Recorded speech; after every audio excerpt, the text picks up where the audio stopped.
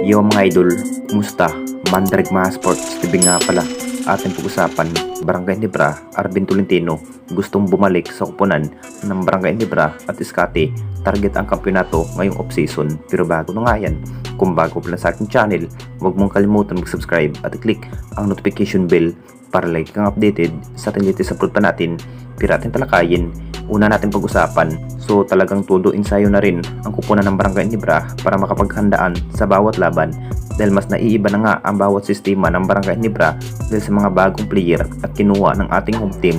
Ito na nga ba ang kinahihintay ng lahat, kung gaano na nga ba kasabik ang lahat, kung may lakas pa nga ba ang kupunan ng Barangay Ginebra dahil mas nabago na rin ang bawat plano ni Coach Tim dahil late na nga nakapag-ensayo ang ating best import na si Justin Brownlee dahil nakakatapos lang sa kampyonato sa Indonesia ang Pelita Jaya at may possible pa rin na mapupunta muli ang dating Ginebra player na si Arvin Tolentino.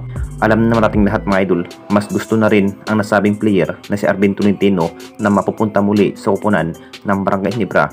Ang plano pa rin ni Arvin Tolentino kapag matapos na nga ang kanyang kontrak sa Batang Pier, talagang hindi na rin magdadalawang isip na mapupunta muli sa kamay ni Coach Tim.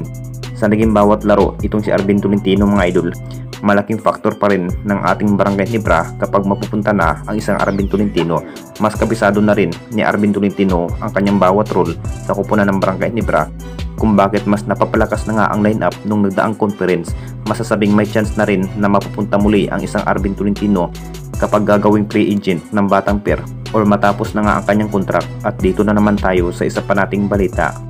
Iskate, target nga ang kampyonato ngayong off-season. Alam naman natin lahat mga idol, kahit hindi na nga nakuha ang matagal ng hangad ng ating Barangay Ginebra na makuha muli ang malaking panalo dito sa ating liga, kahit nakuha sa kupunan ng Meralco ang kampyonato sa Philippine Cup, kumpiyansa pa rin ng ating Barangay Ginebra na mas magaganda pa ang kanilang bawat laban at lalo na may mga bagong player na rin ang Barangay Ginebra. Masasabing pagkakataon na rin ni Iskate mga idol na makuha muli ang kampyonato dito sa ating liga. Kahit ilang laban na nga ang nagdaan ni Iskate mga idol, talagang magtsatsaga pa rin para sa kupunan. Si Iskate na nga ang magiging magdadala sa opensiba kapag mapapalaban na nga ang kupunan ng Barangay Ginebra. May inamin na rin si Iskate mga idol, target na nga na makuha ang kampyonato ngayong off-season, pero hindi pa rin magiging madali para maabot nga ang malaking tagumpay dahil may butas ng karayom pa ang kanilang pagdadaanan para maabot nga ang malaking tagumpay ngayong off-season.